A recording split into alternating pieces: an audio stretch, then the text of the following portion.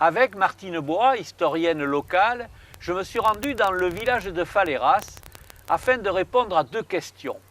À qui appartiennent les tombes bâties le long des routes de l'Entre-deux-Mers? Et qui sont ces gens enterrés loin des cimetières conventionnels? En fait, ce ne sont pas, comme on pourrait le croire, des tombes protestantes. Ici, il n'y avait pas de famille protestante et de toute façon, elles sont tardives puisqu'elles datent la plupart du temps du début du XXe siècle, à une époque où de toute façon les protestants avaient accès aux cimetières normaux.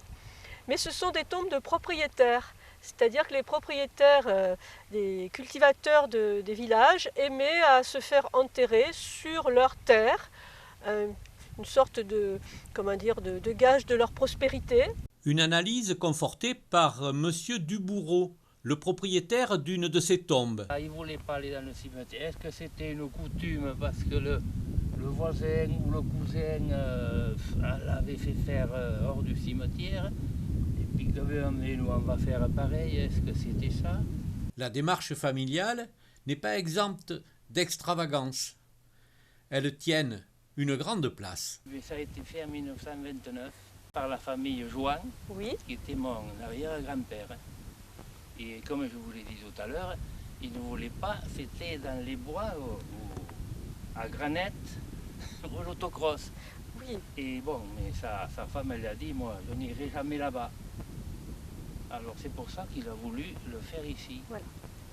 Et alors il disait en patois, joue, boy, entende, cantar ou coucou. C'est-à-dire? Là-bas dans les bois. C'est-à-dire que moi, je vais entendre chanter le coucou. Et là, les coucous, je ne sais pas s'il en entend, peut-être quand même, mais tu vois, à son époque, c'était... Mais ça n'apparaît plus, mais là, non. La maçonnerie, que j'ai dit tout à l'heure, de Créon et de Mathéo, il a mis une bouteille parce qu'il voulait boire un coup. Il y avait une bouteille sur le toit du tombeau. Il y a eu, l'orage était tombé, il a cassé la bouteille, il a fallu refaire D'accord. Ces sépultures privées, peut-être même enviées, font naître des récits dont beaucoup tiennent du folklore.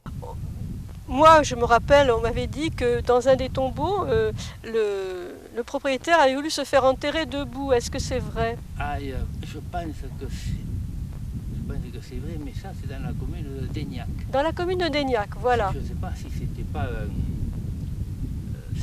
espèce de général. Un général, peut-être avec... Parce qu'il y était question aussi parlé. d'un fusil aussi. Ah oui, et avec le cheval. Nous reviendrons prochainement sur ce général, auteur de faits historiques. Transformé par l'imaginaire populaire en des croyances les plus folles, son mausolée incroyable a eu le don d'éveiller la curiosité de Martine Bois.